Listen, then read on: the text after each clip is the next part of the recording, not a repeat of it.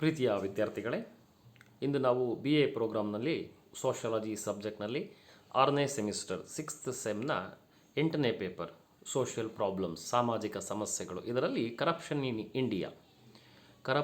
In India, ಭಾರತದಲ್ಲಿ ಭ್ರಷ್ಟಾಚಾರ, ಈ ಒಂದು ಅಧ್ಯಾಯದಲ್ಲಿ ಕಾನ್ಸಿಕ್ವೆನ್ಸಸ್ ಆಫ್ ಕರಪ್ಷನ್, ಭ್ರಷ್ಟಾಚಾರದ ಪರಿಣಾಮಗಳು ಏನಿವೆ ಅನ್ನುವುದನ್ನು ನಾವು ತಿಳಿದುಕೊಳ್ಳೋಣ. ನಾನು ನಿಮ್ಮ ಸಮಾಜಶಾಸ್ತ್ರದ ಸಹಾಯಕ ಪ್ರಾಧ್ಯಾಪಕ ಶಿವರಾಮೇಗೌಡ. ಈ ಒಂದು ಸೆಷನ್ನ ಪ್ರಮುಖವಾದಂತಹ ಉದ್ದೇಶ ಭ್ರಷ್ಟಾಚಾರದ ಪರಿಣಾಮಗಳನ್ನು ಅರ್ಥೈಸಿಕೊಳ್ಳುವುದು ಹಾಗೂ ನಮ್ಮ ಭಾರತೀಯ ಸಮಾಜದ ಮೇಲೆ ಆ ಭ್ರಷ್ಟಾಚಾರದ ಪರಿಣಾಮಗಳು ಏನಿವೆ ಅನ್ನುವುದನ್ನು ನಾವು ವಿಸ್ತೃತವಾಗಿ ತಿಳಿಯುವಂತಹ ಪ್ರಯತ್ನವನ್ನು ಮಾಡೋಣ. ವಿದ್ಯಾರ್ಥಿಗಳೇ, ಈಗ ನಾವು ಒಂದೊಂದಾಗಿ ಗಮನಿಸ್ತಾ ಹೋಗೋಣ. ಭ್ರಷ್ಟಾಚಾರದ ಪರಿಣಾಮಗಳಲ್ಲಿ ಮೊಟ್ಟ ಮೊದಲಿಗೆ ಬರುವಂಥದ್ದು ರಾಷ್ಟ್ರೀಯ ಸಂಪತ್ತಿನ ನಾಶ, ಲಾಸ್ ಆಫ್ ನ್ಯಾಷನಲ್ ವೆಲ್ತ್. ಅಂದರೆ ಒಂದು ದೇಶ ತನ್ನ ಸಂಪತ್ತನ್ನು ನಾಶವಾಗ್ತದೆ ಅಥವಾ ನಾಶ ಮಾಡಿಕೊಳ್ಳೋದಕ್ಕೆ ಸಾಧ್ಯ ಇದೆ. ಯಾವುದರಿಂದ? ಭ್ರಷ್ಟಾಚಾರ ಎಂಬಂತಹ ಒಂದು ಸಮಸ್ಯೆಯಿಂದ. ಭ್ರಷ್ಟಾಚಾರದ ಹಗರಣಗಳಿಂದ ದೇಶದ ಸಂಪತ್ತೇನಾಗುತ್ತೆ, ಅದು ಅಪಾರವಾದ ನಷ್ಟವನ್ನು ಅನುಭವಿಸ್ತದೆ ಹಾಗೂ ಕೋಟಿಗಟ್ಟಲೆ ಹಣ ಅದರಿಂದ ಪೋಲಾಗ್ತದೆ. ಅಂದರೆ ಯಾವುದು ದೇಶದ ಪಾಲಾಗಬೇಕಾಗಿತ್ತೋ ಅದು ವೈಯಕ್ತಿಕ ವ್ಯಕ್ತಿಗಳ ಅಥವಾ ಜನರ ಪಾಲಾಗ್ತಾ ಹೋಗ್ತದೆ. ಇದರಿಂದ ದೇಶವೊಂದು ಸ್ವಾವಲಂಬಿಯಾಗುವುದು ಸಾಧ್ಯವಿಲ್ಲದೆ ಹೋಗ್ತದೆ. ಇದರಿಂದ ಏನಾಗ್ತದೆ, ದೇಶ ಸ್ವಾವಲಂಬಿಯಾಗುವುದಕ್ಕೆ ಬದಲಾಗಿ ಅದು ಅಂತಾರಾಷ್ಟ್ರೀಯ ಸಾಲ ಅಥವಾ ಹಣಕಾಸಿನ ನೆರವು, ದಾನ ದತ್ತಿಗಳನ್ನು ಆಧಾರದ ಮೇಲೆ ದೇಶವನ್ನು ಮುನ್ನಡೆಸಬೇಕಾದಂತಹ ಸನ್ನಿವೇಶ ಉಂಟಾಗ್ತದೆ. ಕಾರಣ ಇಷ್ಟೇ, ಯಾವ ಹಣ ಒಂದು ದೇಶಕ್ಕೆ ಅಥವಾ ಸರ್ಕಾರಕ್ಕೆ ಅಥವಾ ಸಾರ್ವಜನಿಕ ವ್ಯವಸ್ಥೆಗೆ ಸೇರಬೇಕಾಗಿತ್ತೋ ಆ ಹಣ ಆ ದೇಶದಲ್ಲಿನ ಕೆಲವು ಭ್ರಷ್ಟ ಮಂತ್ರಿಗಳು ಅಥವಾ ಅಧಿಕಾರಿಗಳ ಕೈಗೆ ಸೇರುತ್ತೆ. ಹೀಗೆ ಪೋಲಾದಂತಹ ಹಣ ಅಥವಾ ಕಪ್ಪು ಹಣ ಏನಾಗ್ತದೆ, ಇದು ಕೆಲವೇ ವ್ಯಕ್ತಿಗಳಲ್ಲಿ ಉಳಿಯುವುದರ ಮೂಲಕ ದೇಶಕ್ಕೆ ಅಪಾರವಾದಂತಹ ನಾಶ ಉಂಟಾಗ್ತದೆ. ಇದನ್ನು ನಾವು ರಾಷ್ಟ್ರೀಯ ಸಂಪತ್ತಿನ ನಾಶ ಅಂತ ಕರೆದುಕೊಳ್ಳೋದಕ್ಕೆ ಸಾಧ್ಯ ಇದೆ. ಭ್ರಷ್ಟಾಚಾರದಿಂದ ಒಂದು ದೇಶದ ಇಡೀ ಸಂಪತ್ತು ನಾಶವಾಗುವಂತಹ ಸಂಭವ ಇರುತ್ತೆ. ನಂತರ ಎರಡನೆಯ ಒಂದು ಭ್ರಷ್ಟಾಚಾರದ ಪರಿಣಾಮ ಅಂದರೆ ದೇಶದ ಅಭಿವೃದ್ಧಿಗೆ ಅಡ್ಡಿ. Corruption is an obstacle for development. ಅಂದರೆ ದೇಶವೊಂದು ಅಭಿವೃದ್ಧಿಯ ಹಾದಿಯಲ್ಲಿ ಸಾಗುವುದಕ್ಕೆ ಸಾಧ್ಯವಿಲ್ಲ. ಭ್ರಷ್ಟಾಚಾರ ಇದ್ದಾಗ ಏನಾಗ್ತದೆ, ಆ ಭ್ರಷ್ಟಾಚಾರ ಒಂದು ದೇಹಕ್ಕೆ ಅಂಟಿದಂತಹ ರೋಗದಂತೆ ಇಡೀ ದೇಶವನ್ನು ಆವರಿಸಿಕೊಳ್ತದೆ. ಹೇಗೆ ದೈಹಿಕವಾದಂತಹ ಕ್ಷಮತೆಯನ್ನು ನಾವು ರೋಗದಿಂದ ಕಳೆದುಕೊಳ್ತೇವೋ ಅದೇ ರೀತಿಯಾಗಿ ಒಂದು ದೇಶ ಭ್ರಷ್ಟಾಚಾರದಿಂದ ತನ್ನ ಅಭಿವೃದ್ಧಿಯನ್ನು ಅದು ಮಾಡಿಕೊಳ್ಳೋದಕ್ಕೆ ಸಾಧ್ಯ ಆಗೋದೇ ಇಲ್ಲ. ಅದು ಆರ್ಥಿಕವಾಗಿ ಹಿಂದುಳಿತದೆ, ಮೂಲಭೂತ ಸೌಕರ್ಯಗಳಲ್ಲಿ ಅದು ಹಿಂದುಳಿತದೆ. ದೇಶದ ಅಭಿವೃದ್ಧಿಯ ಒಂದು ಹಾದಿಯಲ್ಲಿ ಭ್ರಷ್ಟಾಚಾರ ಅತಿ ದೊಡ್ಡ ತೊಡಕು ಅಂತ ನಾವು ಇಲ್ಲಿ ಭಾವಿಸಬಹುದು. ದೇಶದ ಯಾವುದೇ ಅಭಿವೃದ್ಧಿ ಕಾರ್ಯಯೋಜನೆಗಳು ಯಶಸ್ವಿಯಾಗಬೇಕು ಅಥವಾ ಪರಿಣಾಮಕಾರಿ ಆಗಬೇಕು ಅಂದರೆ ಭ್ರಷ್ಟಾಚಾರ ಇರಬಾರ್ದು. ಭ್ರಷ್ಟಾಚಾರ ಇದ್ದಾಗ ದೇಶದ ಯಾವುದೇ ಕಾರ್ಯಯೋಜನೆಗಳು ಸಮರ್ಪಕವಾಗಿ, ಅಂದರೆ ನಾವು ಅಂದುಕೊಂಡಂತಹ ರೀತಿಯಲ್ಲಿ ಅವು ಕಾರ್ಯಗತವಾಗುವುದಕ್ಕೆ ಸಾಧ್ಯವಾಗುವುದೇ ಇಲ್ಲ. ಒಂದು ಉದಾಹರಣೆ ಅಂತಂದರೆ, ಒಂದು ಸೇತುವೆಯನ್ನು ಕಟ್ಟೋದಕ್ಕೆ ಸರ್ಕಾರ 1,00,000 ರೂಪಾಯಿಗಳನ್ನು ವಿನಿಯೋಗಿಸಬೇಕು ಅಂತ ಅಂದ್ಕೊಳ್ಳುತ್ತೆ. ಆದರೆ ಭ್ರಷ್ಟಾಚಾರದ ಪರಿಣಾಮವಾಗಿ ಆ ಸೇತುವೆಗೆ 1,00,000 ರೂಪಾಯಿಗೆ ಒಂದು ವೆಚ್ಚ ಆಗಬೇಕಾಗಿತ್ತು, ಅದಕ್ಕೆ ಬದಲಾಗಿ ಅದು 40,000 ಅಥವಾ 50,000 ರೂಪಾಯಿಗಳಲ್ಲಿ ಮಾತ್ರ ಅದನ್ನು ಕಟ್ಟಲಾಗ್ತದೆ. ಉಳಿದ ಹಣವನ್ನು ಭ್ರಷ್ಟಾಚಾರದ ರೂಪದಲ್ಲಿ ಅಧಿಕಾರಿಗಳು, ಮಧ್ಯವರ್ತಿಗಳು, ಕಾಂಟ್ರಾಕ್ಟ್ದಾರರು ಇವರೆಲ್ಲರೂ ಕೂಡ ಪಡೆದುಕೊಳ್ತಾರೆ. ಈಗೇನಾಗುತ್ತೆ, ಅಲ್ಲಿನ ಒಂದು ಕಾಮಗಾರಿ ಅದು ಲೋಪದೋಷವಾಗಿ, ಅಂದರೆ ಸಮರ್ಪಕವಾದಂತಹ ಕ್ವಾಲಿಟಿ ಅಥವಾ ಗುಣವನ್ನು ಹೊಂದುವುದಿಲ್ಲ. ಇದರಿಂದ ಆ ದೇಶದ ಅಭಿವೃದ್ಧಿಯನ್ನು ಅದು ಅಡ್ಡಿಪಡಿಸುತ್ತೆ. ಅದು ಸುಮಾರು 20 ವರ್ಷಗಳ ಕಾಲ ಬರಬೇಕಾಗಿದ್ದಂತಹ ಒಂದು ಸೇತುವೆ ಕೆಲವೇ ವರ್ಷಗಳಲ್ಲಿ ಕುಸಿಯಬಹುದು. ಇದು ಒಂದು ಉದಾಹರಣೆ ಮಾತ್ರ. ಜೊತೆಗೆ ಯೋಜನೆಗಳನ್ನು ರೂಪಿಸುವವರಿಂದ ಹಿಡಿದು ಯೋಜನೆಗಳಿಗೆ ಅನುಮೋದನೆ ನೀಡುವವರು ಅಥವಾ ಆ ಯೋಜನೆಗಳನ್ನು ಅನುಷ್ಠಾನ ಮಾಡುವವರು ಹಾಗೂ ಯೋಜನೆಯ ಫಲಾನುಭವಿಗಳನ್ನೂ ಒಳಗೊಂಡಂತೆ ಎಲ್ಲ ಹಂತಗಳಲ್ಲಿಯೂ ಕೂಡ ಭ್ರಷ್ಟಾಚಾರ ತಾಂಡವವಾಡುತ್ತಿದೆ. ಸೊ ಇದರಿಂದ ಏನಾಗ್ತದೆ, ದೇಶದ ಹಿಂದುಳಿದಂತಹ ಮತ್ತು ಬಡವರ ಅಭಿವೃದ್ಧಿಗೆ ಬದಲಾಗಿ ಕೇವಲ ಕೆಲವು ಶ್ರೀಮಂತ ವರ್ಗಗಳ ಅಭಿವೃದ್ಧಿ ಮಾತ್ರ ಆಗುತ್ತೆ. ಸೊ ಹೀಗಾಗಿ ಇದು ದೇಶದ ಸಮಗ್ರ ಅಭಿವೃದ್ಧಿಗೆ ಹಿನ್ನಡೆಯನ್ನು ಉಂಟು ಮಾಡಿದಂತಾಗುತ್ತದೆ. ಅಂದರೆ ಇದರಿಂದ ಶ್ರೀಮಂತರು ಮತ್ತಷ್ಟು ಶ್ರೀಮಂತರಾಗ್ತಾರೆ, ಬಡವರ್ಗದವರು ಮತ್ತಷ್ಟು ಬಡವರಾಗೇ ಉಳಿತಾರೆ. ಅಂದರೆ ಈಗ ಬಹುಶಃ ಮತ್ತೊಂದು ಉದಾಹರಣೆಯನ್ನು ನಿಮಗೆ ಇಲ್ಲಿ ಕೊಡ್ತೇನೆ. ಈಗ ಸರ್ಕಾರದ ಟೆಂಡರನ್ನು ಯಾರು ಬೇಕಾದರೂ ಕೂಡ ತೆಗೆದುಕೋಬೋದು, ಆದರೆ ಸಾಮಾನ್ಯ ಜನ ಅದನ್ನು ತೆಗೆದುಕೊಳ್ಳೋದಕ್ಕೆ ಸಾಧ್ಯ ಇಲ್ಲ. ಯಾಕಂದರೆ ಶ್ರೀಮಂತ ಮಾತ್ರ ತಾನು ಒಂದಷ್ಟು ಲಂಚವನ್ನು ಕೊಟ್ಟು ಆ ಟೆಂಡರನ್ನು ತಾನು ತೆಗೆದುಕೊಳ್ತಾನೆ. ಇವತ್ತು ತೆಗೆದುಕೊಂಡಂತಹ ಟೆಂಡರ್ನಿಂದ ಆತ ಮತ್ತೊಂದು ಟೆಂಡರ್ಗಳನ್ನು ತಾನೊಬ್ಬನೇ ತೆಗೆದುಕೊಂಡು ತಾನೊಬ್ಬನೇ ಆ ಎಲ್ಲ ಲಾಭವನ್ನು, ಖುಷಿಯನ್ನು, ಆರ್ಥಿಕ ಸಂಪತ್ತನ್ನು ಅನುಭವಿಸಿದ ಅವನು ಮತ್ತಷ್ಟು ಶ್ರೀಮಂತನಾಗ್ತಾನೆ.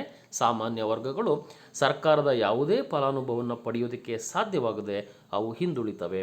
ಇದು ಜನರ ಅನಭಿವೃದ್ಧಿ ಏನಿದೆಯಲ್ಲ, ಇದು ದೇಶದ ಅನಭಿವೃದ್ಧಿ. ಅಂದರೆ ಭ್ರಷ್ಟಾಚಾರದಿಂದ ದೇಶ ಅಭಿವೃದ್ಧಿಯನ್ನು ಹೊಂದೋದಕ್ಕೆ ಸಾಧ್ಯವಿಲ್ಲ ಅಂತ ನಾವು ತಿಳಿಯಬಹುದು. ವಿದ್ಯಾರ್ಥಿಗಳೇ, ನಾವೀಗ ಮೂರನೆಯ ಒಂದು ಅಂಶವನ್ನು ನಾವು ಗಮನಿಸೋಣ. ಮೂರನೆಯ ಅಂಶ ಅಂತಂದರೆ ದೇಶದ ಹಿಂದುಳಿಯುವಿಕೆಗೆ ಕಾರಣ. ಭ್ರಷ್ಟಾಚಾರದಿಂದ ದೇಶ ಹಿಂದುಳಿಯುತ್ತದೆ. Backwardness of the nation due to corruption. So ಇದರಲ್ಲಿ ಬಹುಶಃ ನೀವು ಗಮನಿಸಬಹುದು, ನಮ್ಮ ಭಾರತ ದೇಶವನ್ನು ಒಂದು ಉದಾಹರಣೆಯಾಗಿ ನಾವು ತೆಗೆದುಕೊಂಡ್ರೆ ಇಡೀ ಪ್ರಪಂಚದಲ್ಲೇ ಅತಿ ಹೆಚ್ಚು ಜನಸಂಖ್ಯೆಯನ್ನು ಹೊಂದಿರುವಂತಹ ಎರಡನೇ ದೇಶ ಅಂತ ನಾವು ಅಂದ್ಕೊಳ್ತೇವೆ. ಹಾಗೂ ಇಡೀ ಪ್ರಪಂಚದಲ್ಲೇ ಅತಿ ಹೆಚ್ಚು ವೈವಿಧ್ಯಮಯವಾದಂತಹ ನೈಸರ್ಗಿಕ ಸಂಪತ್ತಿದೆ ನಮ್ಮಲ್ಲಿ. ಅದರ ಜೊತೆಗೆ ಅಪಾರವಾದಂತಹ ಮಾನವ ಸಂಪನ್ಮೂಲವನ್ನು ಕೂಡ ಭಾರತ ದೇಶ ಹೊಂದಿದೆ. ಆದರೆ ಇವತ್ತಿಗೂ ಕೂಡ ಭಾರತ ಹಿಂದುಳಿದ ಅಥವಾ ಮುಂದುವರಿಯುತ್ತಿರುವಂತಹ ರಾಷ್ಟ್ರವಾಗಿದೆ. ಇದಕ್ಕೆ ಪ್ರಮುಖ ಕಾರಣವನ್ನು ನಾವು ಹುಡುಕ್ತಾ ಹೋದರೆ ನಮಗೆ ಸಿಗುವಂಥದ್ದೇನು ಅಂದರೆ ಅದು ಭ್ರಷ್ಟಾಚಾರ. ನಮ್ಮಲ್ಲಿ ಶಿಕ್ಷಣ, ಆರೋಗ್ಯ, ಕ್ರೀಡೆ, ಆರ್ಥಿಕತೆ, ಮೂಲಭೂತ ಸೌಕರ್ಯಗಳು, ಸಂಶೋಧನೆ, ಭದ್ರತೆ, ಮಾಹಿತಿ, ತಂತ್ರಜ್ಞಾನ, ಹೀಗೆ ಎಲ್ಲ ಕ್ಷೇತ್ರಗಳನ್ನು ನಾವು ನೋಡಿದಾಗ ಎಲ್ಲ ಕ್ಷೇತ್ರಗಳಲ್ಲೂ ಕೂಡ ಭ್ರಷ್ಟಾಚಾರ ಅನ್ನುವಂಥದ್ದು ನಮಗೆ ಎದ್ದು ಕಾಣುತ್ತೆ. ಸೊ ಜನ ತಮ್ಮ ಒಂದು ಸ್ಕಿಲ್ ಏನಿದೆ, ಕೌಶಲ್ಯತೆ ಏನಿದೆ ಮತ್ತು ಬುದ್ಧಿವಂತಿಕೆ ಏನಿದೆ, ಇದನ್ನು ಸಮರ್ಪಕವಾಗಿ ಬಳಸಿಕೊಳ್ಳಲು ಸಾಧ್ಯ ಆಗ್ತಾ ಇಲ್ಲ. ಇದು ದೇಶದ ಹಿಂದುಳಿಯುವಿಕೆಗೆ ಕಾರಣವಾಗ್ತಾ ಇದೆ. ಅಂದರೆ ನಾವು ಎಲ್ಲೋ ಒಂದು ಕಡೆ ದೇಶದಲ್ಲಿ ಇರುವಂತಹ ಅಪಾರವಾದಂತಹ ಮಾನವ ಸಂಪನ್ಮೂಲವನ್ನು ಸದ್ಬಳಕೆ ಮಾಡಿಕೊಳ್ಳುವಲ್ಲಿ ಹಿಂದುಳಿತಾ ಇದ್ದೀವಿ ಅಂತ ಅರ್ಥ. ಯಾಕೆ ಹಿಂದುಳಿತಾ ಇದ್ದೀವಿ ಅಂತಂದರೆ, ಆಗಲೇ ನಾವು ತಿಳ್ಕೊಂಡಂಗೆ ಭ್ರಷ್ಟಾಚಾರದಿಂದ ಏನಾಗ್ತದೆ, ನಾವು ಭ್ರಷ್ಟಾಚಾರದಿಂದ ಯಾರು ಅಸಮರ್ಥರಾಗಿರ್ತಾರೋ ಅವರು ಕೆಲಸವನ್ನು ಗಿಟ್ಟಿಸಿಕೊಳ್ತಾರೆ ಲಂಚವನ್ನು ಕೊಟ್ಟು ಅಥವಾ ತಮ್ಮ ಪ್ರಭಾವವನ್ನು ಬಳಸಿ. ಯಾರು ಸಮರ್ಥರಾಗಿರ್ತಾರೋ ಅವರು ಈ ಒಂದು ಕೆಲಸವನ್ನು ಪಡೆಯೋದಕ್ಕೆ ಸಾಧ್ಯವಾಗೋದಿಲ್ಲ. ತಮ್ಮ ಸಾಮರ್ಥ್ಯ ಮತ್ತು ನೈಪುಣ್ಯತೆಗಳನ್ನು ಅವರು ಬಳಕೆ ಮಾಡೋದಕ್ಕೆ ಸಾಧ್ಯ ಆಗೋದಿಲ್ಲ. ಉದಾಹರಣೆಗೆ, ಅತಿ ಹೆಚ್ಚು ಅಂಕಗಳನ್ನು ತೆಗೆದುಕೊಂಡಂತಹ ಒಬ್ಬ ರ್ಯಾಂಕ್ ಹೋಲ್ಡರು ಯಾವುದೇ ಕೆಲಸ ಸಿಗದೆ ತನ್ನ ಜೀವಮಾನವೆಲ್ಲ ತನ್ನ ಕೌಶಲ್ಯವನ್ನು ಆತ ಬಳಕೆ ಮಾಡಿಕೊಳ್ಳೋದಕ್ಕೆ ಸಾಧ್ಯನೇ ಆಗೋದಿಲ್ಲ. ಅದೇ ಯಾವುದೋ ಒಂದು 35-40% ತೆಗೆದುಕೊಂಡಂತಹ ಒಬ್ಬ ವ್ಯಕ್ತಿ ಅತ್ಯುನ್ನತವಾದಂತಹ ಹುದ್ದೆಯನ್ನು ಏರಿ ತನ್ನಲ್ಲಿ ಏನೂ ಕೌಶಲ್ಯತೆ ಇಲ್ಲದೇ ಇದ್ದರೂ ಕೂಡ ಮತ್ತೆ ಆತ ಭ್ರಷ್ಟಾಚಾರದಿಂದ ಬೇರೆ ಬೇರೆ ರೀತಿಯಾದಂತಹ ಸಮಸ್ಯೆಗಳನ್ನು ತಂದೊಡ್ತಾ ಹೋಗ್ತಾನೆ. ಸೊ ಇದು ದೇಶದ ಹಿಂದುಳಿಯುವಿಕೆಗೆ ಖಂಡಿತವಾಗಿ ಕೂಡ ಕಾರಣ ಆಗುತ್ತೆ. ವಿದ್ಯಾರ್ಥಿಗಳೇ, ನಾವೀಗ ನಾಲ್ಕನೇ ಕಾರಣವನ್ನು, ಒಂದು ಪರಿಣಾಮವನ್ನು ನಾವು ಹುಡುಕೋಣ. ನಾಲ್ಕನೆಯ ಒಂದು ಪರಿಣಾಮ ಏನಾಗುತ್ತೆ ಅಂತಂದರೆ ಬಡತನ ಅಥವಾ ಪಾವರ್ಟಿ. ಸೊ ಭ್ರಷ್ಟಾಚಾರದ ಮತ್ತೊಂದು ಪರಿಣಾಮ ಏನು ಅಂತಂದರೆ ಅದು ಬಡತನ. ಬಡತನವು ಭ್ರಷ್ಟಾಚಾರದ ಒಂದು ಪರಿಣಾಮ ಕೂಡ ಆಗುತ್ತೆ. ಅದು ಹೇಗೆ ಅಂತಂದರೆ, ಭ್ರಷ್ಟಾಚಾರದಿಂದ ಹಣವಂತರು ಮಾತ್ರ ಹೆಚ್ಚು ಹೆಚ್ಚು ಹಣವಂತರಾಗ್ತಾರೆ ಮತ್ತು ಬಡವರಿಗೆ ಏನೇನೆಲ್ಲ ಸೇರಬೇಕು ಆ ಸೌಲಭ್ಯಗಳನ್ನು ಮತ್ತು ಸವಲತ್ತುಗಳನ್ನು ಶ್ರೀಮಂತ ವರ್ಗ ಮಾತ್ರ ಪಡೆದುಕೊಳ್ತಾರೆ.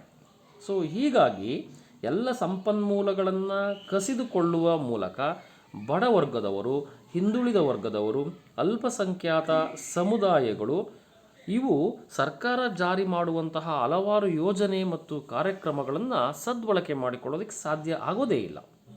ಇವತ್ತಿಗೂ ಕೂಡ ನಾವು ಜಾತಿ, ಧರ್ಮ ಮತ್ತು ಸಮುದಾಯಗಳ ಆಧಾರದ ಮೇಲೆ ಉಳ್ಳವರೇ ಹೆಚ್ಚಾಗಿ ಅದರ ಒಂದು ಪ್ರಯೋಜನವನ್ನು ಪಡೆದುಕೊಳ್ತಾರೆ. ಭ್ರಷ್ಟಾಚಾರಿಗಳ ಕೈಗೆ ಅಧಿಕಾರ ಮತ್ತು ಬಲ ಹೆಚ್ಚಾಗಿ ಸಿಗ್ತಾ ಇದೆ. ಸೊ ಇದರಿಂದ ನೇಮಕಾತಿಯ ವಿಚಾರಗಳಿರಬಹುದು, ಚುನಾವಣೆ ಇರಬಹುದು, ಇವೆಲ್ಲವೂ ಕೂಡ ಉಳ್ಳವರ ಒಂದು ಪಾಲಾಗ್ತಾ ಇದೆ. ಮತ್ತು ಅಸಮರ್ಥರು ಭ್ರಷ್ಟಾಚಾರದಿಂದ ಈ ಎಲ್ಲವನ್ನು ಕೂಡ ತಾವು ಪಡೆದುಕೊಳ್ತಾ ಇದ್ದಾರೆ. ಸೊ ಹೀಗಾಗಿ ಭ್ರಷ್ಟಾಚಾರದಿಂದ ಏನು ಕೆಳವರ್ಗದ ಜನರಿಗೆ ಸಿಗಬೇಕಾಗಿತ್ತು, ನಾವೇನು ಸೋಕಾಲ್ಡ್ ಮಾರ್ಜಿನಲೈಸ್ಡ್ ಗ್ರೂಪ್ ಅಂತ ಅಂದ್ಕೊಳ್ತೀವಿ ಅಥವಾ ಅಂಚಿನ ಒಂದಷ್ಟು ಸಮೂಹಗಳು ಅಂತ ಕರೆದುಕೊಳ್ತೀವಿ, ಆ ಸಮೂಹಗಳಿಗೆ ತೀರಾ ಕಡಿಮೆ ಸೌಲಭ್ಯಗಳು ಮಾತ್ರ ಸಿಗೋದಕ್ಕೆ ಸಾಧ್ಯ ಆಗ್ತಾ ಇದೆ. ಸೊ ಹೀಗಾಗಿ ಸರ್ಕಾರದ ಎಲ್ಲ ಸೌಲಭ್ಯ ಮತ್ತು ಸವಲತ್ತುಗಳನ್ನು ಪಡೆಯುವಲ್ಲಿ ದೇಶದ ಕೆಳವರ್ಗ ವಿಫಲವಾಗ್ತಾ ಇದೆ. ಆ ಎಲ್ಲ ಪ್ರಯೋಜನಗಳನ್ನು ಪಡೆದುಕೊಳ್ತಾ ಇರುವಂಥದ್ದು ಮತ್ತೆ ಮತ್ತೆ ಅಥವಾ ಪದೇ ಪದೇ ಶ್ರೀಮಂತ ವರ್ಗಗಳೇ ಪಡೆದುಕೊಳ್ತಾ ಇದೆ. ಸೊ ಇದರಿಂದ ದೇಶದಲ್ಲಿ ಏನಾಗುತ್ತೆ, ಬಡತನ ಅನ್ನುವಂಥದ್ದು ಹೆಚ್ಚಾಗೋದಕ್ಕೆ ಕಾರಣವಾಗ್ತಾ ಇದೆ. ಭ್ರಷ್ಟಾಚಾರವಿಲ್ಲದೆ ಸಮರ್ಪಕವಾಗಿ ಸಮಾನ ರೀತಿಯಲ್ಲಿ ದೇಶದಲ್ಲಿನ ಎಲ್ಲ ಯೋಜನೆ ಮತ್ತು ಕಾರ್ಯಕ್ರಮಗಳನ್ನು ಹಂಚಿಕೆ ಮಾಡಿದಾಗ ಅದು ಎಲ್ಲ ಬಡವರಿಗೂ ಕೂಡ ತಲುಪೋದಕ್ಕೆ ಸಾಧ್ಯ ಆಗುತ್ತೆ. ಅಲ್ಲಿಗೆ ನಾವು ಬಡತನವನ್ನು ನಿರ್ಮೂಲನೆ ಮಾಡೋದಕ್ಕೆ ಸಾಧ್ಯವಾಗುತ್ತೆ. ಉದಾಹರಣೆಗೆ ಈಗ ನಾವು ನೋಡುವಂತಹ ರೇಷನ್ ಕಾರ್ಡ್ಗಳನ್ನು ನಾವು ನೋಡಿದಾಗ ಉಳ್ಳವರು ಅಥವಾ ಶ್ರೀಮಂತ ವರ್ಗದವರು ಕೂಡ ಬಡವರು ಹೊಂದುವಂತಹ ರೇಷನ್ ಕಾರ್ಡ್ಗಳನ್ನು ಹೊಂದಿದ್ದಾರೆ. ಇದರಿಂದ ಏನಾಗ್ತದೆ, ಬಡವರಿಗೆ ಸಿಗಬೇಕಾದಂತಹ ದವಸ ಧಾನ್ಯಗಳನ್ನು ನಾವು ಯಾರೋ ಶ್ರೀಮಂತರಿಗೆ ಕೊಟ್ಟಂಗೆ ಆಗ್ತದೆ. ಸೊ ಶ್ರೀಮಂತರು ಅದನ್ನು ಪಡೆದುಕೊಳ್ತಾರೆ ಮತ್ತು ಬಡವರು ಅದನ್ನು ಎಲ್ಲೋ ಒಂದು ಕಡೆ ಪಡೆದುಕೊಳ್ಳುವಲ್ಲಿ ವಿಫಲರಾಗ್ತಾ ಹೋಗ್ತಾರೆ. ನಂತರ ನಾವು ವಿದ್ಯಾರ್ಥಿಗಳಿಗೆ 5ನೇ ಒಂದು ಪರಿಣಾಮಕ್ಕೆ ಹೋಗೋಣ. ಅದು ಬುದ್ಧಿವಂತರ ವಲಸೆ. ಸೊ ಬ್ರೈನ್ ಡ್ರೈನ್ ಅಂತ ನಾವು ಕರಿತೀವಿ, ಅಥವಾ ಪ್ರತಿಭಾ ಪಲಾಯನ ಅಂತ ನಾವು ಕರಿತೀವಿ. ಪ್ರತಿಭೆಗಳ ಪಲಾಯನ, ಬ್ರೈನ್ ಡ್ರೈನ್. ಸೊ ಅಂದರೆ ಯಾವಾಗ ಭ್ರಷ್ಟಾಚಾರದಿಂದ ಅಸಮರ್ಥರು ಮತ್ತು ಅಯೋಗ್ಯರು ಉದ್ಯೋಗ ಮತ್ತು ಉನ್ನತ ಸ್ಥಾನಗಳನ್ನು ಪಡೆದುಕೊಳ್ತಾರೋ ಆಗೇನಾಗ್ತದೆ, ಸಮರ್ಥರು ಮತ್ತು ಬುದ್ಧಿವಂತರು ಅವಕಾಶಗಳಿಂದ ದೂರ ಉಳಿತಾರೆ. ಅವರು ದೂರ ಉಳಿತಾರೆ ಮತ್ತು ಅವರಿಗೆ ಸಮರ್ಪಕವಾದಂತಹ ಕೆಲಸಗಳು ನಮ್ಮ ದೇಶದಲ್ಲಿ ಸಿಗೋದಿಲ್ಲ. ಅದಕ್ಕೆ ಪ್ರಮುಖ ಕಾರಣ ಮತ್ತೊಮ್ಮೆ ಭ್ರಷ್ಟಾಚಾರನೇ ಆಗ್ತದೆ. ಆಗ ಅವರು ಏನು ಮಾಡ್ತಾರೆ, ಆ ಬುದ್ಧಿವಂತರು ಬೇರೆ ಬೇರೆ ದೇಶಗಳಿಗೆ ಅಥವಾ ಬೇರೆ ಬೇರೆ ಪ್ರದೇಶಗಳಿಗೆ ಅವರು ವಲಸೆ ಹೋಗ್ತಾರೆ. ವಲಸೆ ಹೋಗಿ ಆ ದೇಶದಲ್ಲಿ ಸೇವೆಯನ್ನು ಕೊಡ್ತಾರೆ ಅಥವಾ ಆ ದೇಶದಲ್ಲಿ ದುಡಿತಾರೆ. ಸೊ ಇದನ್ನು ನಾವು ಬುದ್ಧಿವಂತರ ವಲಸೆ ಅಥವಾ ಪ್ರತಿಭಾ ಪಲಾಯನ ಅಂತ ಕರಿತೀವಿ, ಬ್ರೈನ್ ಡ್ರೈನ್ ಅಂತ ಕರಿತೀವಿ. ಅಂದರೆ ಒಂದು ಯಾರನ್ನು ನಾವಿಲ್ಲಿ ಬೆಳೆಸಿದ್ವಿ, ಮೂಲಭೂತ ಸೌಕರ್ಯಗಳನ್ನು ಕೊಟ್ಟು ಅಥವಾ ಶಿಕ್ಷಣವನ್ನು ಕೊಟ್ಟು, ಅವರು ಯಾರು ನಮ್ಮ ದೇಶಕ್ಕೆ ಬಳಕೆಯಾಗಬೇಕಾಗಿತ್ತು ಅಂತಹ ವೈದ್ಯರು, ಇಂಜಿನಿಯರ್ಗಳು, ಟೀಚರ್ಗಳು ಅಥವಾ ವಿಜ್ಞಾನಿಗಳು ಇವರೆಲ್ಲ ಕೂಡ ಬೇರೆ ಬೇರೆ ದೇಶಗಳಿಗೆ ಬಳಕೆ ಆಗ್ತಾರೆ, ಸದ್ಬಳಕೆ ಆಗ್ತಾರೆ. ಅವರ ಬುದ್ಧಿವಂತಿಕೆ ಮತ್ತು ಸಾಮರ್ಥ್ಯ ನಮ್ಮ ದೇಶಕ್ಕೆ ಬಳಕೆ ಆಗೋದೇ ಇಲ್ಲ. ಇಂತಹ ಮಾನವ ಸಂಪನ್ಮೂಲವನ್ನು ನಾವು ಸಮರ್ಪಕವಾಗಿ ಬಳಸಿಕೊಳ್ಳೋದಕ್ಕೆ ಸಾಧ್ಯ ಇಲ್ಲ.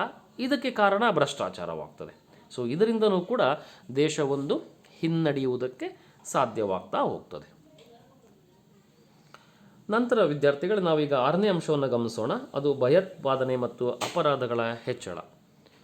ದೇಶದ ಒಂದು ರಕ್ಷಣಾ ವ್ಯವಸ್ಥೆ ಮತ್ತು ಆಂತರಿಕ ಭದ್ರತೆಯನ್ನು ಕಾಪಾಡುವಂತಹ ಕೆಲವೊಂದು ವ್ಯವಸ್ಥೆಗಳು, ಅದರಲ್ಲಿ ಪೊಲೀಸ್ ಇರಬಹುದು, ನ್ಯಾಯ ವ್ಯವಸ್ಥೆ ಇರಬಹುದು, ಅಥವಾ ನಮ್ಮ ಲಾ ಆ್ಯಂಡ್ ಆರ್ಡರ್ ವ್ಯವಸ್ಥೆಗಳಿರಬಹುದು, ಅಥವಾ BSF ಇರಬಹುದು, ಅಥವಾ ಗಡಿ ರಕ್ಷಣಾ ಪಡೆಯ ವ್ಯವಸ್ಥೆಗಳಿರಬಹುದು. ಇಂತಹ ವ್ಯವಸ್ಥೆಗಳಲ್ಲಿ ಭ್ರಷ್ಟಾಚಾರದ ಕಾರಣದಿಂದ ಏನಾಗ್ತಾ ಇದೆ, ಅಪರಾಧಿಗಳು ತಪ್ಪಿಸಿಕೊಳ್ಳುವಂತಹ ಸಾಧ್ಯತೆಗಳು ಹೆಚ್ಚಾಗ್ತವೆ. ಅಪರಾಧಿಗಳು ತಪ್ಪಿಸಿಕೊಳ್ಳೋದಕ್ಕೆ ಜೊತೆಗೆ ಅನೇಕ ಬಾರಿ ಪೊಲೀಸು ಮತ್ತು ನ್ಯಾಯಾಲಯದ ವ್ಯವಸ್ಥೆಗಳು ಸಮರ್ಪಕವಾಗಿ ಕೆಲಸ ಮಾಡದೇ ಇದ್ದಾಗ ಅಥವಾ ಅವು ಭ್ರಷ್ಟಾಚಾರದಕ್ಕೆ ಒಳಗಾದಾಗ ಅಲ್ಲಿರುವಂತಹ ಅಪರಾಧಿಗಳು ಶಿಕ್ಷೆಯಿಂದ ತಪ್ಪಿಸಿಕೊಳ್ತಾರೆ. ಹಾಗೂ ಶಿಕ್ಷೆಯಿಂದ ತಪ್ಪಿಸಿಕೊಳ್ಳೋದ್ರ ಜೊತೆಗೆ ನಿರಪರಾಧಿಗಳು ಕೆಲವೊಮ್ಮೆ ಈ ಅಪರಾಧಿಗಳ ಸ್ಥಾನದಲ್ಲಿ ಸೇರಬೇಕಾದಂತಹ ಸಾಧ್ಯತೆ ಇರುತ್ತೆ. ಅಂದರೆ ನಿರಪರಾಧಿಗಳನ್ನು ಅಪರಾಧಿಗಳು ಅಂತ ಘೋಷಣೆ ಮಾಡುವಂತಹ ಸಂದರ್ಭದಲ್ಲಿ ನಿರಪರಾಧಿಗಳು ಕೆಲವೊಮ್ಮೆ ತಮ್ಮ ದೇಶದ ವಿರುದ್ಧವೇ ತಿರುಗಿ ಬೀಳುವಂತಹ ಅಪಾಯವೂ ಕೂಡ ಹೆಚ್ಚಿರುತ್ತೆ. ಸೊ ಇದರಿಂದ ನಿರಪರಾಧಿಗಳು ಅನವಶ್ಯಕವಾಗಿ ತೊಂದರೆಯನ್ನು ಅನುಭವಿಸ್ತಾರೆ ಮತ್ತು ಅಪರಾಧಿಗಳು ಆರಾಮಾಗಿ ಹೊರಗಡೆಯ ಸಮಾಜದಲ್ಲಿ ತಾವು ತಿರುಗ್ತಾ ಇರ್ತಾರೆ. ಸೊ ಇದರಲ್ಲಿ ಜನರಲ್ಲಿ ಭಯ ಮತ್ತು ನೈತಿಕತೆಗಳು ಕುಸಿದು ಹೋಗ್ತವೆ ಮತ್ತು ಇದು ಅನೇಕ ರೀತಿಯಾದಂತಹ ಸಮಸ್ಯೆಗಳಿಗೂ ಕೂಡ ಇದು ಕಾರಣ ಆಗಬಹುದು. ಉದಾಹರಣೆ, ಇಂತಹ ಒಂದು ವ್ಯವಸ್ಥೆಯಿಂದ ಬೇಸತ್ತಂತಹ ಅನೇಕ ಮಂದಿ ಸರ್ಕಾರದ ವಿರುದ್ಧ ತಿರುಗಿ ಬೀಳಬಹುದು ಅಥವಾ ಭಯೋತ್ಪಾದನೆಯಂತಹ ಕೃತ್ಯಗಳಲ್ಲಿ ತಮ್ಮನ್ನು ತಾವು ತೊಡಗಿಸಿಕೊಳ್ಳಬಹುದು ಅಥವಾ ಸರ್ಕಾರದ ವಿರುದ್ಧದ ಕೆಲಸಗಳಲ್ಲಿ ಅಥವಾ ಅಪರಾಧ ಚಟುವಟಿಕೆಗಳಲ್ಲಿ ಅವರು ತೊಡಗಿಸಿಕೊಳ್ಳಬಹುದು. ಅಂದರೆ ಪರೋಕ್ಷವಾಗಿ ಭ್ರಷ್ಟಾಚಾರವು ಭಯೋತ್ಪಾದನೆ ಮತ್ತು ಒಂದು ಸಮಾಜದಲ್ಲಿನ ಅಪರಾಧಗಳ ಹೆಚ್ಚಳಕ್ಕೆ ಕಾರಣವಾಗಬಹುದು. So corruption may increase or rise in terrorism and crime ಅಂತ ನಾವು ತಿಳಿಯಬಹುದು. ನಂತರ ವಿದ್ಯಾರ್ಥಿಗಳೇ, ನಾವು 7ನೇ ಅಂಶವನ್ನು ನಾವು ಗಮನಿಸಬಹುದು. ಅದು ಸಾಮಾಜಿಕ ಮತ್ತು ನೈತಿಕ ಮೌಲ್ಯಗಳ ಕುಸಿತ, deterioration of social and moral values. So ಒಂದು ಸಮಾಜದಲ್ಲಿ ಸಾಮಾಜಿಕ ಮತ್ತು ನೈತಿಕ ಮೌಲ್ಯಗಳು ಎರಡೂ ಕೂಡ ಅತಿ ಹೆಚ್ಚು ಪ್ರಾಮುಖ್ಯತೆಯನ್ನು ವಹಿಸ್ತವೆ. ಇವತ್ತು ಸಮಾಜದಲ್ಲಿ ಹೆಚ್ಚುತ್ತಾ ಇರುವಂತಹ ಭ್ರಷ್ಟಾಚಾರದಿಂದ ಏನಾಗ್ತಾ ಇದೆ, ಜನರಲ್ಲಿ ಅಪರಾಧಿ ಪ್ರಜ್ಞೆ ಹೆಚ್ಚಾಗ್ತಾ ಇದೆ ಮತ್ತು ಮಾನವೀಯ ಮೌಲ್ಯಗಳು ಕುಸಿತಾ ಇದ್ದಾವೆ. ಸೊ ಇದರಿಂದ ಪರಸ್ಪರ ಸಹಾಯ, ಸಹಕಾರ, ನಂಬಿಕೆ ಎನ್ನುವಂಥದ್ದು ಪಾತಾಳಕ್ಕಿಳಿದಿದೆ. ಸಾಂಪ್ರದಾಯಿಕ ಸಾಮಾಜಿಕ ನಿಯಂತ್ರಣ ಅಥವಾ ಅನೌಪಚಾರಿಕ ಸಾಮಾಜಿಕ ನಿಯಂತ್ರಣದ ವ್ಯವಸ್ಥೆಗಳು, ಸಾಮಾಜಿಕ ಅನುವರ್ತನೆ ಮುಂತಾದ ವ್ಯವಸ್ಥೆಗಳು ತಮ್ಮ ಹಿಡಿತವನ್ನು ಖಂಡಿತವಾಗಿಯೂ ಕೂಡ ಕಳೆದುಕೊಳ್ತಾ ಇದ್ದಾವೆ. ಸೊ ಇವತ್ತು ಭ್ರಷ್ಟಾಚಾರದಿಂದ ಜನರ ಒಂದು ವೈಯಕ್ತಿಕ ಹಾಗೂ ಸಾಮಾಜಿಕ ಸಂಬಂಧಗಳು ಸಂಪೂರ್ಣವಾಗಿ ಹಾಳಾಗಿ ಹೋಗ್ತಾ ಇವೆ ಅಂದರೂ ಕೂಡ ತಪ್ಪಾಗಲಾರದು. ಇವತ್ತು ವ್ಯಕ್ತಿಗತವಾದ ಅಥವಾ ಸ್ವಕೇಂದ್ರಿತವಾದಂತಹ ಮನೋಭಾವವನ್ನು ತಾನು ಹೊಂದ್ತಾ ಇದ್ದಾನೆ ಮತ್ತು ಆತ ಸಮಾಜದ ಇತರೆ ಸದಸ್ಯರೊಂದಿಗೆ ಸೌಹಾರ್ದಯುತವಾದಂತಹ ನಡವಳಿಕೆಯನ್ನು ನಡೆದುಕೊಳ್ತಾ ಇಲ್ಲ. ಸೊ ಇಂತಹ ಸಾಮಾಜಿಕ ಮತ್ತು ನೈತಿಕ ಮೌಲ್ಯಗಳ ಕುಸಿತ ನಿಜಕ್ಕೂ ಕೂಡ ಭ್ರಷ್ಟಾಚಾರದ ಒಂದು ಪ್ರಭಾವ ಅಥವಾ ಪರಿಣಾಮ ಅಂತ ನಾವು ಭಾವಿಸಬಹುದು. ಯಾವೆಲ್ಲ ಸಮಾಜಗಳಲ್ಲಿ ಭ್ರಷ್ಟಾಚಾರ ಹೆಚ್ಚಾಗ್ತಾ ಹೋಗುತ್ತೋ ಅಂತಹ ಸಮಾಜಗಳಲ್ಲಿನ ವ್ಯಕ್ತಿಗಳ ಮನಸ್ಥಿತಿ ಬದಲಾಗ್ತಾ ಹೋಗುತ್ತೆ ಮತ್ತು ಅಂತಹ ವ್ಯಕ್ತಿಗಳಲ್ಲಿ ನೈತಿಕ ಮೌಲ್ಯಗಳಲ್ಲಿ ಕುಸಿತ ಅನ್ನುವಂಥದ್ದು ಕಂಡುಬರುತ್ತೆ. ವಿದ್ಯಾರ್ಥಿಗಳೇ, ಈಗ ನಾವು ಕೊನೆಯ ಅಥವಾ 8ನೆಯ ಒಂದು ಪರಿಣಾಮಕ್ಕೆ ಹೋಗೋಣ. ಅದು ಇತರೆ ಪರಿಣಾಮಗಳು.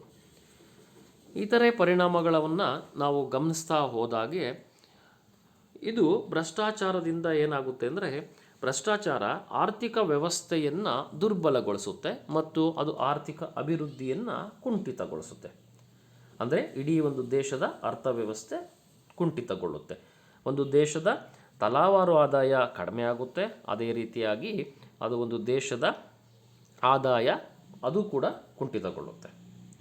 ನಂತರ ಭ್ರಷ್ಟರಿಂದ ಕಾನೂನನ್ನು ಕೈಗೆತ್ತಿಕೊಳ್ಳುವಂತಹ ಒಂದು ಸಮಸ್ಯೆ ಕೂಡ ಉಂಟಾಗಬಹುದು. ಅದರಿಂದ ದೇಶದಲ್ಲಿ ಹೆಚ್ಚಿನದಾದಂತಹ ಒಂದು ಅರಾಜಕತೆ ಮತ್ತು ಹಿಂಸೆ ಮನೆ ಮಾಡಬಹುದು. ನಂತರ ಭ್ರಷ್ಟಾಚಾರದಿಂದ ಜಾತೀಯತೆ, ಮತೀಯತೆ ಮುಂತಾದ ಸಮಸ್ಯೆಗಳು ಹೆಚ್ಚಾಗ್ತವೆ. ಕಾರಣ ಇಷ್ಟೇ, ಭ್ರಷ್ಟಾಚಾರದಿಂದ ಅಥವಾ ಸ್ವಜನ ಪಕ್ಷಪಾತದಿಂದ ಇಲ್ಲಿ ವ್ಯಕ್ತಿಗಳು ತಮ್ಮ ಬಳಗದವರಿಗಷ್ಟೇ ಅನುಕೂಲಗಳನ್ನು ಮಾಡಿಕೊಡುವುದರಿಂದ ಜಾತೀಯತೆ ಮತ್ತು ಮತೀಯತೆ ಇವೆಲ್ಲವೂ ಕೂಡ ಹೆಚ್ಚಾಗಬಹುದು. ಭ್ರಷ್ಟಾಚಾರದಿಂದ ಮತ್ತೊಂದು ಪ್ರಮುಖವಾದಂತಹ ಪರಿಣಾಮ ಅಂದರೆ ದೇಶದಲ್ಲಿ ಕಪ್ಪು ಹಣದ ಹೆಚ್ಚಳ ಆಗುವಂತಹ ಎಲ್ಲ ಸಾಧ್ಯತೆಗಳು ಕೂಡ ಇರುತ್ತೆ. ಹಣದ ಒಂದು ಕ್ರೋಢೀಕರಣ ಹೆಚ್ಚಾಗ್ತಾ ಹೋಗುತ್ತೆ. ಅದೇ ರೀತಿ ಭ್ರಷ್ಟಾಚಾರದಿಂದ ಜನರ ದೈನಂದಿನ ಆಹಾರ ಪದಾರ್ಥಗಳು, ದವಸ ಧಾನ್ಯಗಳು ಮತ್ತು ಔಷಧಿಗಳಲ್ಲಿ ಕಲಬೆರಕೆಗಳು ಸಾಧ್ಯವಾಗ್ತದೆ. ಭ್ರಷ್ಟಾಚಾರದಿಂದ ಏನಾಗ್ತದೆ, ಕಪ್ಪು ಹಣ ಜಾಸ್ತಿ ಆಗುತ್ತೆ. ಕಪ್ಪು ಹಣ ಜಾಸ್ತಿ ಆದಾಗ ಹಣ ಜಾಸ್ತಿ ಇರುವಂಥವನು ಎಷ್ಟು ಹಣವನ್ನು ಬೇಕಾದರೂ ಕೂಡ ಕೊಟ್ಟು ಪದಾರ್ಥಗಳನ್ನು ಕೊಂಡುಕೊಳ್ಳುವಂತಹ ಸಾಧ್ಯತೆ ಇರುತ್ತೆ.